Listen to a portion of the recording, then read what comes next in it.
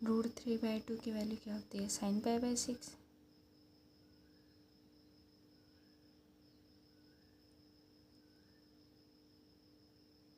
नहीं, ये होती है cos π/6। cos π/6 की वैल्यू क्या होती है?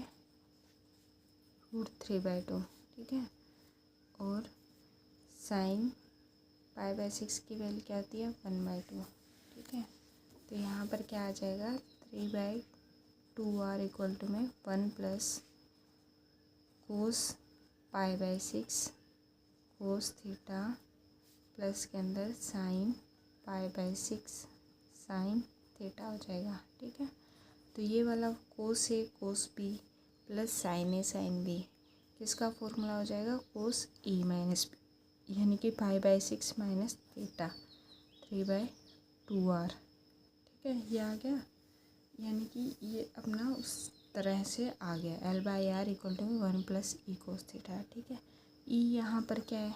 E है 1।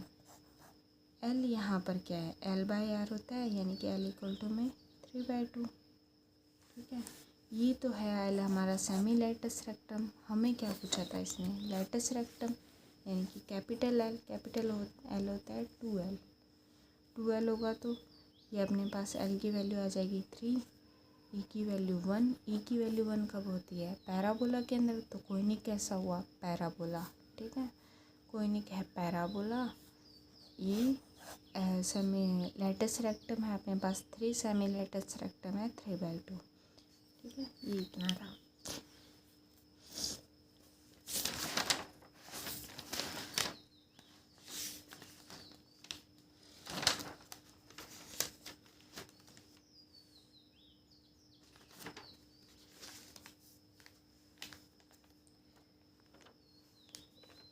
अब ये कुछ प्रॉपर्टीज़ हैं कि a chord PQ of a conic subtends a right angle at the focus S if E is eccentric L is semi-lattice rectum, then ये प्रॉपर्टी है कि ये conic है, ठीक है। तो यहाँ पर SP और SQ ये अल्फा एंगल, तो इसका π/2 प्लस अल्फा, ये कोड है PQ, ठीक है। इसमें क्या बोला इसके अंदर? ए कोड PQ ऑफ ए कोनिक। तो यहाँ पर एक कोनिक ले लिया, ठीक है। उसके अंदर एक कोड ले लिया अपनों ने PQ, ठीक है। ये PQ कोड हो गई। तो इसने कहा subtends A right angle at the focus, ये अपने पास हो गया फोकस। अब ये क्या बना रही है? राइट एंगल, यानी कि 90 डिग्री का, ठीक है। ई सेंट्रिसिटी L लैटिस रेक्टम है, सेमी लैटिस रेक्टम है। तो फिर इसने क्या कहा? इसने बोला कि 1/SP, ये SP हो जाएगा। SP मान लो ये P है और ये Q है, तो 1/SP माइनस 1/L की स्क्वायर प्लस के अंदर 1/SQ माइनस 1/L की स्क्वायर इक्वल टू में E²/L² आएगा, ठीक है। ये प्रूफ करना है। तो यहाँ पर क्या है कि ये कोड है PQ, ये अल्फा एंगल है। तो अगर ये इन दोनों के बीच का एंगल π/2 है तो Q का एंगल क्या होगा? π/2 प्लस अल्फा हो जाएगा। तो यहाँ से अपने को इक्वेशन ऑफ कोनिक अपने पास होते हैं L/R 1 plus E cos theta. P point पर रखेंगे तो 1/LP L/SP equal to 1 plus E cos alpha आ जाएगा। तो इसको सोल्व करेंगे तो ये आ जाएगा। उसके बाद Q पॉइंट होगा तो उसको निकाल लेंगे। तो फिर इनको अगर सोल्व कर लेंगे दोनों इक्वेशन को तो अपने पास वो वाली वैल्यू आ जाएगी। एक और प्रॉपर्टी है कि यहीं अपने पास कोनिक दिया हुआ है, ठीक है। इसने कहा कि टू परपेंडिकुलर फोकल कॉर्ड है। जैसे अपनों ने पहले देखा था वैसे ही यहाँ पर 2 परपेंडिकुलर फोकल कॉर्ड है।